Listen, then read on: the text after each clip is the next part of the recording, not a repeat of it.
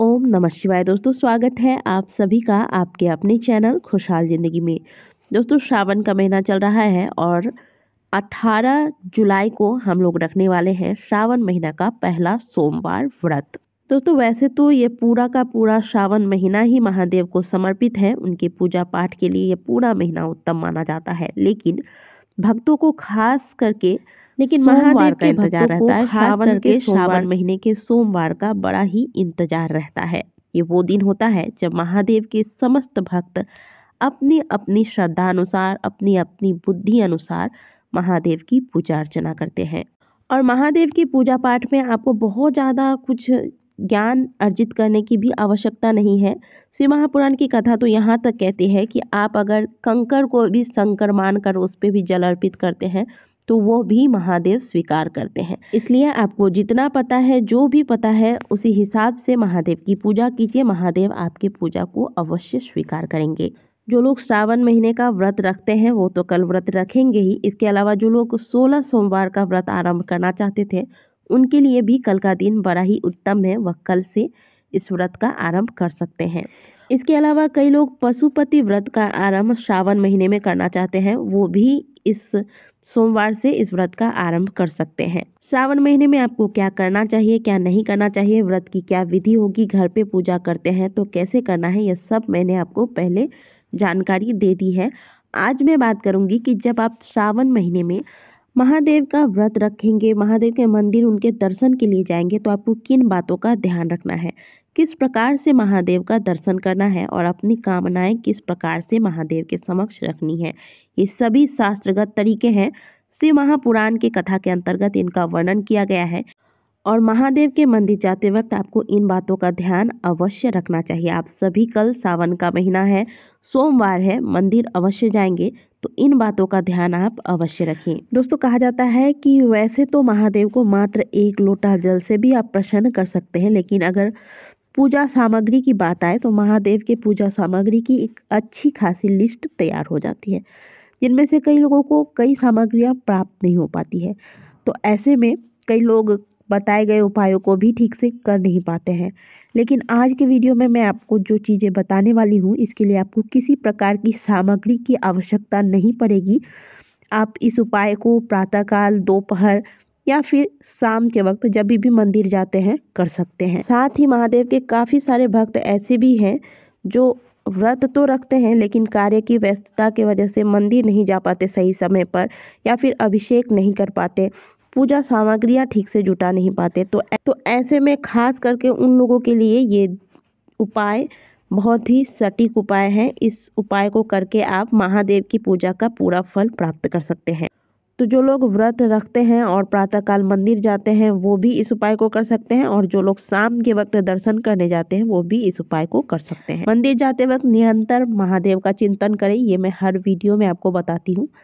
इसके बाद जब आप मंदिर में प्रवेश करते हैं तो महादेव के मंदिर में जब भी आप जाते हैं आपने देखा होगा कि नंदी महाराज अवश्य रहते हैं। तो महादेव का दर्शन आपको सबसे पहले नंदी महाराज के उग्र भाग से करनी है, जैसा कि आप स्क्रीन पर देख रहे हैं। यानी कि आपको नंदी महाराज के दोनों सींगों के बीच से महादेव के शिवलिंग का दर्शन करना है। दोस्तों इसका वर्णन ओम शिव महापुराण की कथा के अंतर्गत किया गया है। इस प्रकार से जब आप महादेव के दर्शन करते हैं तो आप जिस कामना के साथ महादेव के शिवलिंग का दर्शन करते हैं वह कामना आपकी शीघ्र पूर्ण होती है। दोस्तों अगली चीज है, आप महादेव के मंदिर में गए, उनकी पूजा आराधना करते हैं। पूजा आराधना करने के बाद महादेव के शिवलिंग पर अपने 3 उंगलियां, जैसे कि आप त्रिपुंड धारण कराते हैं महादेव को, उस प्रकार से आपको 3 उंगलियों को महादेव के शिवलिंग पर फेरना है। यानी कि आप आंशिक त्रिपुंड धारण कराते हैं महादेव को। इस प्रकार से ओम नमः शिवाय बोलकर आपको इन तीनों उंगलियों को महादेव के शिवलिंग पर स्पर्श कराना है, यानी कि फेरना है। अब इन्हीं उंगलियों को आप अपने नेत्रों तथा अपने कंठ से स्पर्श कराएं। दोस्तों शिवलिंग में पूरा शिव परिवार समाहित है। अलग अलग कामनाओं के लिए शिवलिंग में अलग अलग स्थानों पर अलग अलग उपाय किए जाते हैं। यदि आपकी कोई बहुत पुरानी कामना है, बहुत कष्ट में है, तो ऐसे में आप महादेव की पूजा आराधना करने के बाद शिवलिंग का ये स्थान जो आप देख रहे हैं, जहाँ से जलाधारी से जो जल बहकर बाहर की ओर जाता है, जो आप स्क्रीन पर देख रहे हैं, इस स्थान पर अपने हाथों को स्पर्श कराएं। स्पर्श कराने के बाद आप अपनी कामना, जो भी आपकी कामना है वो महादेव से कहें। करीब 6 से 7 सेकेंड तक आप अपने हाथों का स्पर्श इस स्थान पर कराए रहें और ओम नमः शिवाय बोलकर अपनी मनोकामना महादेव के सामने कह दें। इसके अलावा चौथा उपाय है, महादेव की पूजा आराधना के बाद नंदी महाराज की पूजा अवश्य की जाती है। तो जब आप नंदी महाराज की पूजा करते हैं, पूजा करने के बाद आप उनके कानों में अपनी कामना ओम नमः शिवाय बोलने के बाद कह दें। कहा जाता है कि भक्तों की जो भी मनोकामनाएं हैं, जो भी समस्याएं हैं, नंदी महाराज के माध्यम से ही शिव जी तक पहुंचती है। इसलिए नंदी महाराज को अपनी कामना, अपने कष्ट अवश्य सुनाएं। पांचवा उपाय दोस्तों, आज के दिन जब आप मंदिर जाते हैं, पूजा आराधना करते हैं, इसके बाद जब आप घर वापस लौट कर आने वाले होते हैं, उस वक्त मंदिर से वापस आते वक्त महादेव के मंदिर की दहली का रज यानी कि मिट्टी अपने हाथों में लें और इसका स्पर्श अपने माथे से कराएं। जब महादेव के मंदिर का दहली का रज आप अपने मस्तक पर लगाएंगे तो महादेव की कृपा से आपकी बिगड़ी किस्मत भी संवरने लगती है। ये सारे उपाय करते वक्त आप ओम नमः शिवाय, ओम नमः शिवाय, ओम नमः शिवाय, श्री शिवाय नमस्तुभ्यम, शिव शिव शिव शिव, इस प्रकार से जाप करते रहें। तो दोस्तों, श्रावण के महीने में जब आप महादेव के मंदिर उनके दर्शन के लिए जाते हैं तो इन चीज़ों पर अवश्य ध्यान दें। ये कोई छोटी मोटी चीज़ें नहीं, इनका वर्णन स्वयं श्री महापुराण के अंदर किया गया है। और तो और इस उपाय को आप शाम के वक्त भी कर सकते हैं, सुबह के वक्त भी कर सकते हैं। बहुत से लोग होते हैं कि प्रातःकाल जल्दी में ऑफिस चले जाते हैं, पूजा पाठ नहीं कर पाते। घर आने के बाद वह शाम को मंदिर जाते हैं, तो शाम को मंदिर जाने के बाद कई बार पूजा पाठ नहीं करने दिया जाता मंदिरों में। तो ऐसे में आप एक दिया लेकर जाएं शाम को मंदिर में जाने के बाद जिस प्रकार से आपको कहा गया है, महादेव का दर्शन नंदी जी के उग्र भाग से करें। इसके बाद महादेव के सामने एक दिया लगा दें, महादेव के शिवलिंग पर अपनी 3 उंगलियां फेर ले। जो जलाधारी का हिस्सा है जिससे पानी बहकर सामने की ओर से निकलता है, उस स्थान पर स्पर्श करके 7 सेकेंड तक अपना हाथ लगाए रखें, अपनी कामना कहें।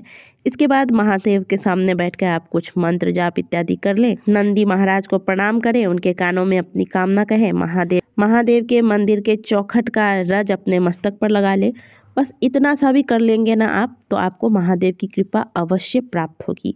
सच्ची श्रद्धा के साथ, मन में विश्वास रखते हुए आप बिना किसी सामग्री के साथ भी अगर महादेव के मंदिर में जाएं और इन उपायों को करें, तो भी आपको महादेव की कृपा अवश्य प्राप्त होगी। अब इसका मतलब ये नहीं है कि आप विधिवत पूजा अभिषेक करना ही छोड़ दें।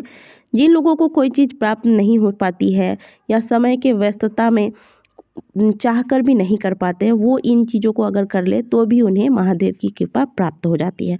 और जो लोग समय बचाकर महादेव के मंदिर में जाकर अभिषेक कर पाते हैं, उन्हें सामग्रियाँ पूरी तरीके से प्राप्त हो पाती है, वो तो पूजा पाठ अवश्य करें, साथ साथ इन उपायों को भी कर लें।